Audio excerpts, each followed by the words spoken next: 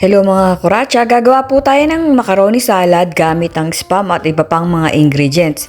Napakadali lang pong gawin ito at masarap. Kaya subukan ninyo, manood po kayo hanggang sa huli para malaman niyo kung paano ang paggawa nito.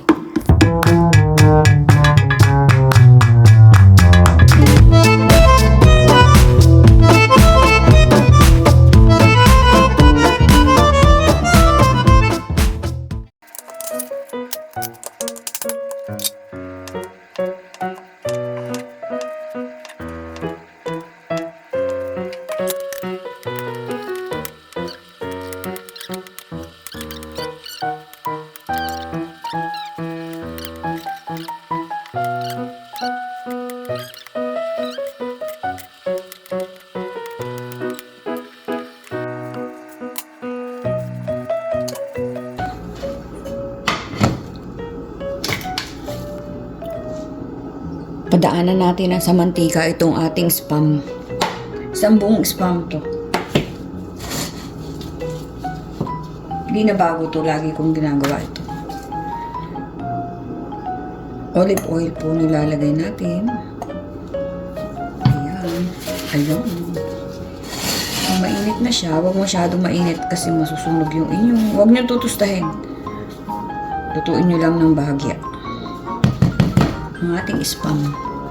Sabay na natin magpakulo ng tubig para sa ating macaroni. Para sabay-sabay. So ito, mainit na yung ating kawali. Bahagya natin ipiprito itong spam. As in bahagya. Madaanan lang ba ng apoy? Ay, ng init. Apoy?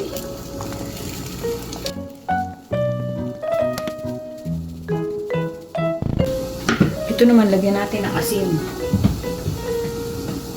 Konting mantika at paminta.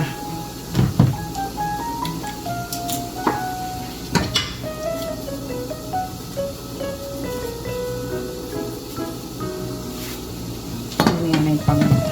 Huwag na olive oil ilalagay sa ayam. Parang huwag lang magdikit-dikit yung ating noodles. Or pasta. To make it pasta.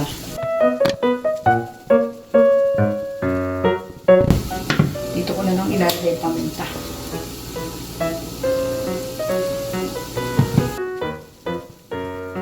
Basta madaanan lang ng init yan. Para hindi siya mag-crispy. Kailangan malambot siya. Okay?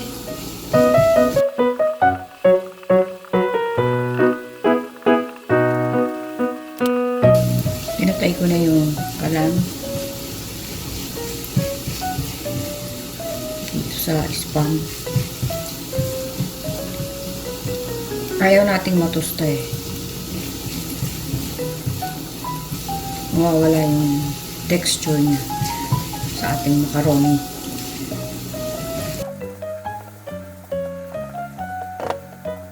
Huwag naman hilaw kasi hindi masarap.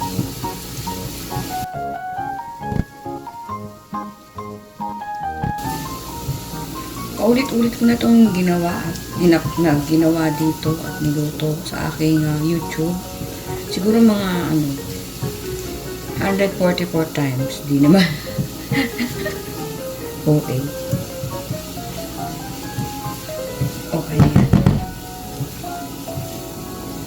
Set aside. Kasi natin parang hindi magusta. Yay! Kumikulo na siya. Ang gagamitin natin. Elbow macaroni. Tansyahin ko lang. 1 2 tama na yun.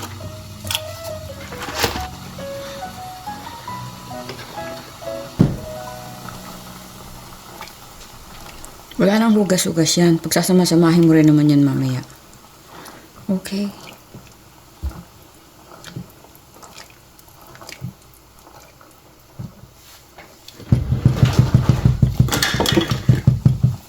Ito ibigay ng ating friend. Matagal na. 8 years na yata ito. Buhay pa, Mira, oh. Hindi ko masyadong ginagamit. kasi dagdag hugas pa. Tamad. Pasmado eh. Ito po cheese, ilalagay po natin lahat ito.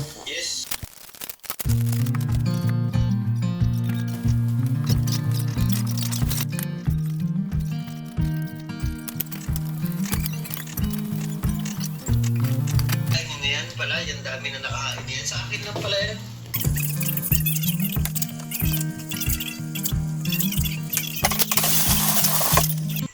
Basta ganon.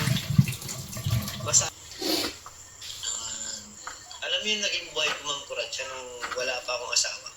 Kasi nung panahon dati, nagkaroon ako ng asawa. Tapos, after, tapos yung asawa ko naman pangalawa, nangabit, iniwan ako. Iniwan ako ng pangalawa kong asawa. Tapos,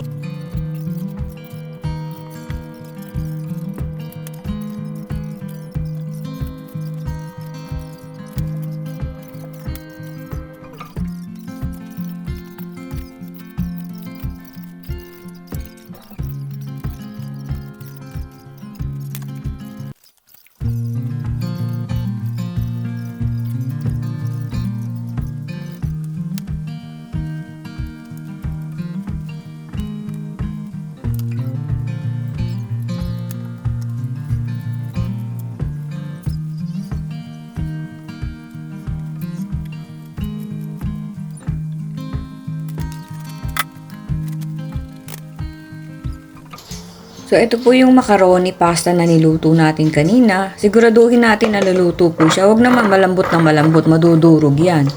So, tinanggal natin lahat ng excess na water kasi para hindi madaling masira ang ating macaroni. Tsaka hindi magtutubig. Drain nyo pong maigi ang ating pasta. Lagyan po natin ng pamintang durog. Depende sa inyo kung gusto nyo mas maanghang, dagdagan ninyo. Pero yung tama lang dapat.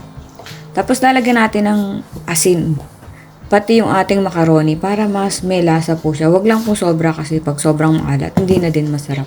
Maalat na din kasi yung cheese natin. So, tansyahin lang po natin na magkakaroon ng lasa yung ating macaroni.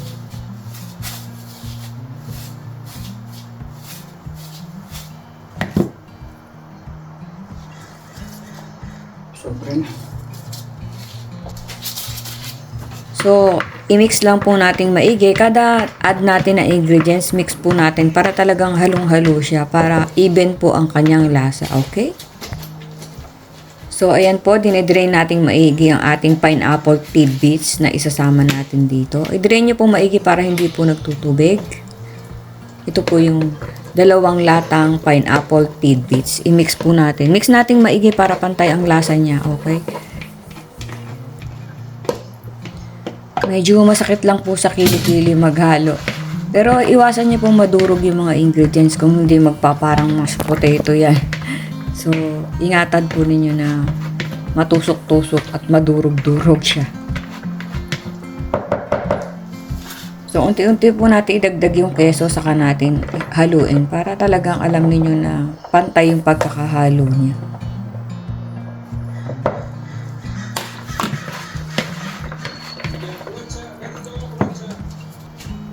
Lagay na rin po natin yung ating mga hiniwang spam na ipinirito natin ng bahagya pero hindi tostado. At sinet aside natin, pinalamig natin. Halo na rin po natin dito sa ating macaroni. Ito po ang ating main ingredients dito. Usually po ang nilalagay dito chicken, carrots. So hindi ako kumakain nun. So na-invento ko po ang spam. Paborito ko po kasi spam. So masarap din po pala. Lagyan na rin po natin ang ating raisins. Depende sa inyo kung gusto nyo marami. Kasi si Donty ayaw masyado ng raisin. Kaya hindi ko po dinadamihan. Pero ako mahilig sa raisin. Saka po pag wala kayong spam, pwede rin kahit ham. Basta bahagyan nyo iprito para mas masarap siya. Pwedeng luncheon meat, pwedeng maling.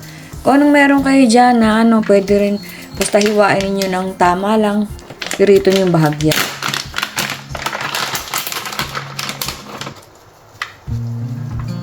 So, dahil po galing itong pasas na to sa rep, nagdikit-dikit po siya. Pinag-iwa-hiwalay ko po para kumalat pag hinalo. Doon po pala sa basher ko na nag-comment na puro daw ako sat-sat sa cooking show. Malamang kasi nagbibigay tayo ng instruction. So, God bless you. So, lalagyan po natin ng mayonnaise. Kahit ano pong klaseng mayonnaise, pwede po yan. So, siguro mga apat na kutsara para medyo creamy-creamy siya ng konti. Pero thankful din po ako doon sa basher na yun kasi pinanood niya yung show ko. Di naman po natin mapiplease ang lahat, di po ba? Baka may pinagdadaanan lang kaya nambabash. Dagdagan po natin ng dalawang all-purpose Nestle cream. Siyempre po, punasan natin yung lata or hugasan ninyo para mas malinis sa kanyang punasan bago nyo ihalo. So, ilalagay po natin lahat ito. Ang sa akin lang po ay kung wala kayong magandang sasabihin, huwag na po kayong mag-comment. Although engagement pa rin po yan. Pero kung talaga pong below the belt ay binablock ko or dinidelete ko yung comment. Pero kung mga mild lang na ganun, hindi ko na masyadong iniintindi. Kasama po talaga siguro yan kapag nasa SOCMED ka. Pero para sa mga taong ganun ay kesa po mambash tayo, maligo na lang po tayo, pagandahin natin sarili, mag-exercise po tayo, magtrabaho po tayo para hindi po tayo nambabash. Okay po? Sayang yung oras natin mambash. Di po ba? Maging productive po tayo. Yay! Almost done! Ilagay na po natin yung second na lata natin ng Nestle all-purpose Nestle cream para mas creamy siya.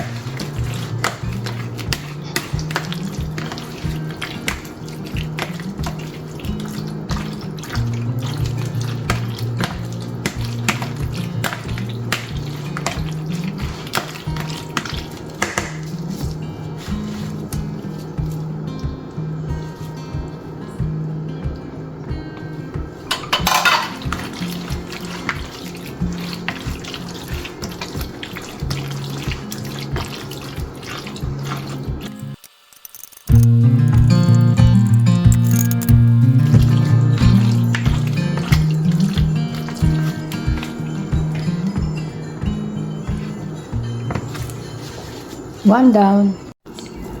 So, ito po ang nagawa natin dun sa mga ginawa natin kanina. Isang spam, dalawang Nestle cream, tapos kalahating, siguro isang tasang mayonnaise, pasas, kung gaano karami gusto nyo, dalawang latang tidbits na pineapple, tsaka ano pa ba nilagay natin? Spam, isang buo. Nagawa natin yan, ito, tsaka ito na ipamamahagi natin sa kawang gawa. Kawang gawa talaga. Hindi po, dadalhin ko sa mga kapatid ko yan. Para matikman naman nila ang masarap kong luto. Kapal. Okay. Ito naman sa amin. Siyempre, mag-iwan ka para pag uwi mo, may kakainin ka, di ba? Okay. Masarap po siya, i-try nyo. Tapos yung macaroni, konti lang nilagay ko para hindi yung... Kasi pag sobrang dami ng macaroni, parang hindi na special, di po ba? Ganun lang po kadali. At meron tayong kakanin dito, halo-halo. From Filipino store. Kutsinta, may biko, may maha, and puto. May nyug, syempre. So, ayan. Mimerienda muna kami ni Don P. Kain po tayo. So, ayan po ang aming munting salo-salo. Meron din kaming ibang ulam dun. Pero ito lang muna kakainin namin. Macaroni, mango with nata de coco, Shanghai, at spaghetti. Happy birthday, Jesus. Kain po tayo. Thank you, thank you. Mag-alok ka, Don P. Okay, kain muna po kami, ha. Dumako naman tayo sa macaroni. Kaunti lang, kakakain lang namin. Okay. Ay, ito, alam ko na talagang masarap to. Naks, pinuri ang sariling luto. Yum, yum, yum. Kain po.